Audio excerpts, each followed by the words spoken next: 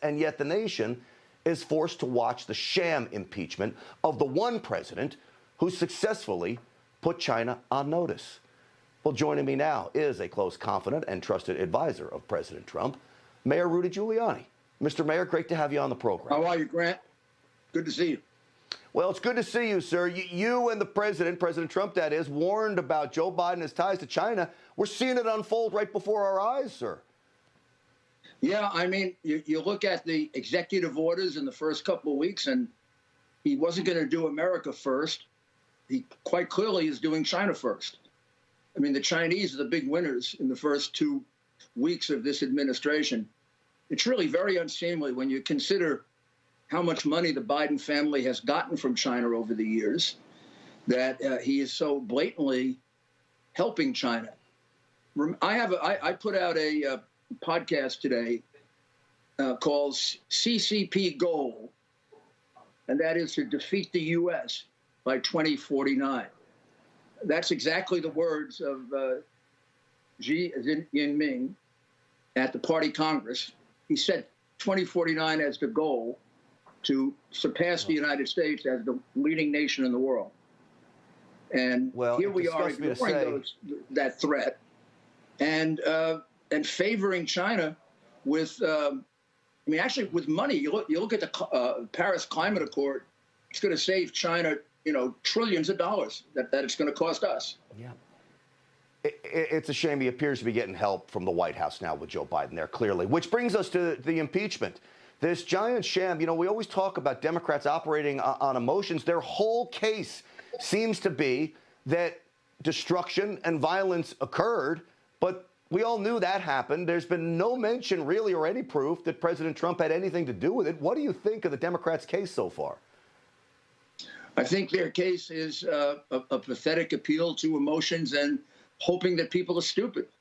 I mean, you have a speech, and I saw that guy Swalwell.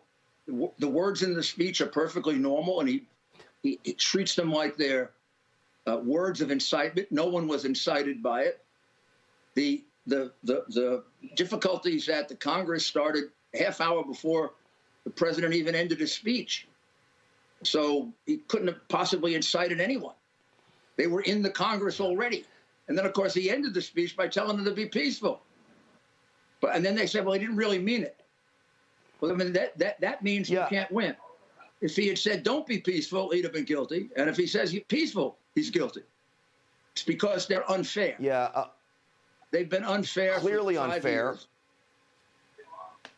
Years. Which shows us, Mr. Mayor, this video they ran yesterday. I'm going to play one clip of it because, again, they selectively edit, which is so dishonest if you look at this as supposed to be a fair trial. Let's roll that clip from the Democrats' presentation yesterday. After this, we're going to walk down, and I'll be there with you. We're going to walk down. We're going to walk down to the Capitol. Yeah! Let's take the Capitol. Take the Capitol. Let's take the Capitol. We are going to the Capitol. Mr. Mayor, they didn't leave the president up saying peacefully and patriotically with our voices. Yeah, I mean, that's total deception. It would, in a trial, it would probably lead to a mistrial if they did that with a judge. Or you would then play it and slam the lawyer in front of the jury for being a deceptive liar. I mean, how can you leave out? You're trying to say he incited people, but he told them to be peaceful and patriotic. Well, how could he possibly be inciting them if he told them to be peaceful and patriotic? Plus, I was at that rally. Nobody was jumping up and down, acting crazy. Whatever happened at the Capitol had already started. It already happened. And it took about an hour to walk from there to the Capitol, if anybody did. So all right, these are two different events. They're two different events that they're trying to put together in a desperate effort to prevent him from getting elected in 2024 if he wants to. Yeah, desperate and, of course, dishonest as well. I put together this little clip. The president's team has been getting a lot of criticism, apparently even from the president himself. I want to roll the first attorney to speak yesterday and then get your response. I hate to turn lawyers against each other, but I want to play this because I was troubled by it too. Roll it.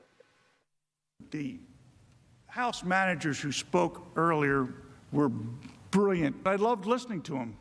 They're smart enough to pick a new administration if they don't like the old one. President Trump no longer is in office.